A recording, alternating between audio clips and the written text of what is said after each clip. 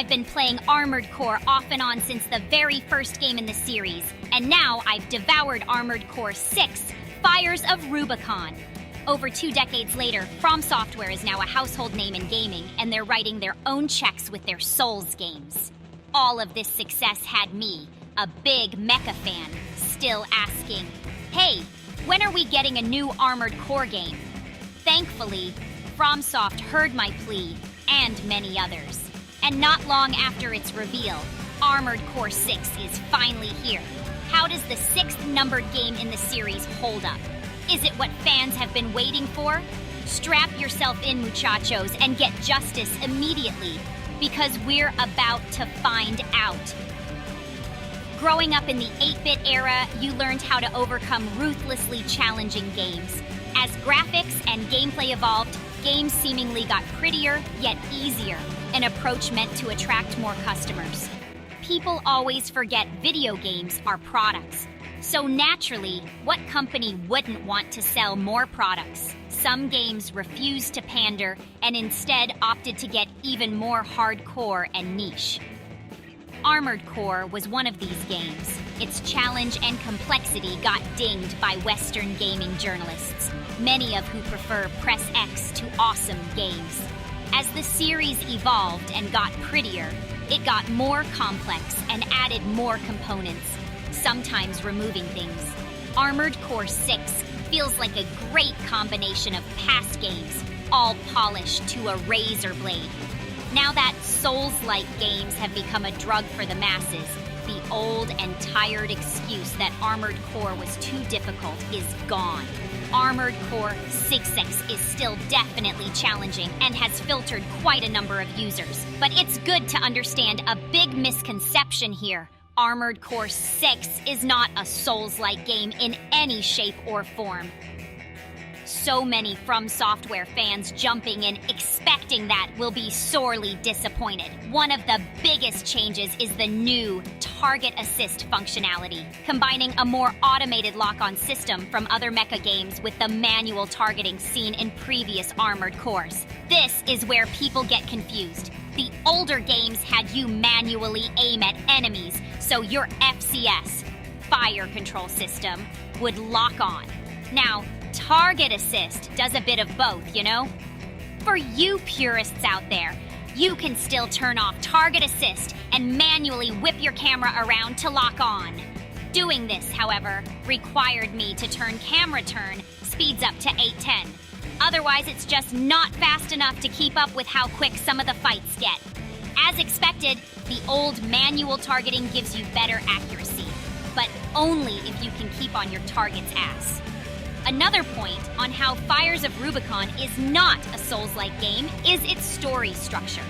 The old-style missions are back, and the trial-and-error gear is a big focus.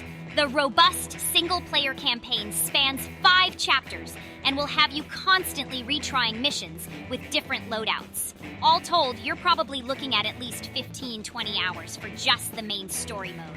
And there's more after that, too. It is like an all-you-can-eat buffet of mecha action.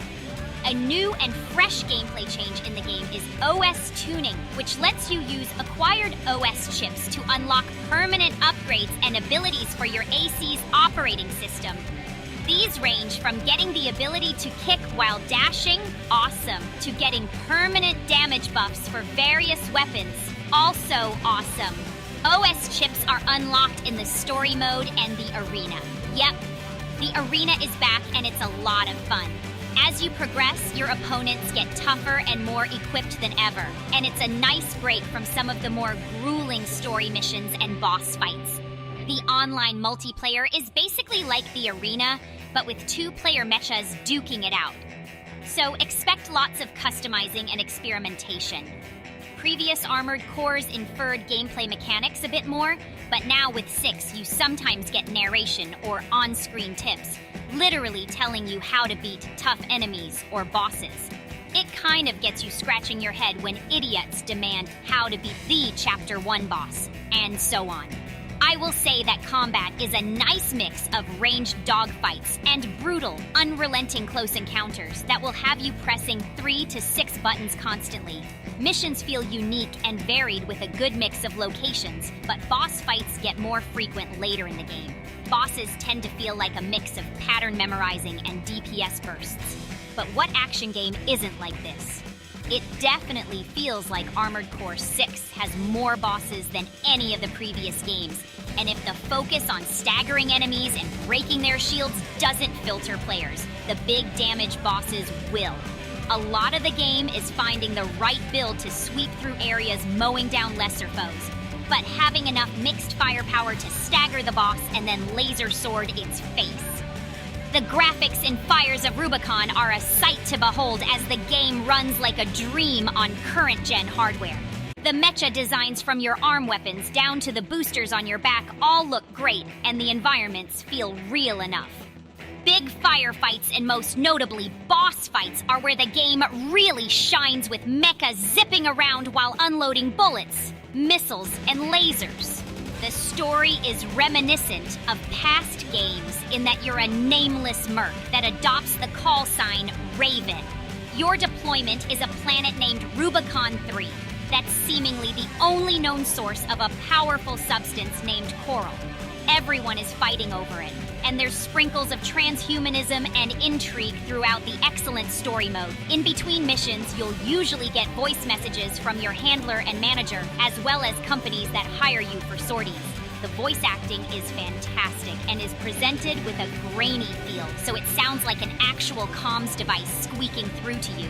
It's unclear how connected to previous games Armored Core 6 is, but it certainly feels like a direct sequel. The music is a nice touch. The general background and ambiance heard while exploring missions is great, but the boss battle themes are quite spectacular.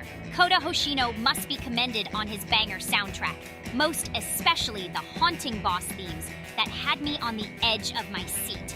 There are minor gripes, as mentioned above, with Armored Core 6, like how many bosses there are compared to missions, with lots of them popping up later in the game. There could have also been a bit more variety with bosses in that many felt like DPS competitions, and I would have liked more focus on patterns and phases in combat. Fires of Rubicon is a proper return to form for one of the most beloved mecha game series. Everything in the game has been carefully looked at, designed, and fine-tuned to appease both longtime fans like myself and newcomer pilots as well. I couldn't put the game down.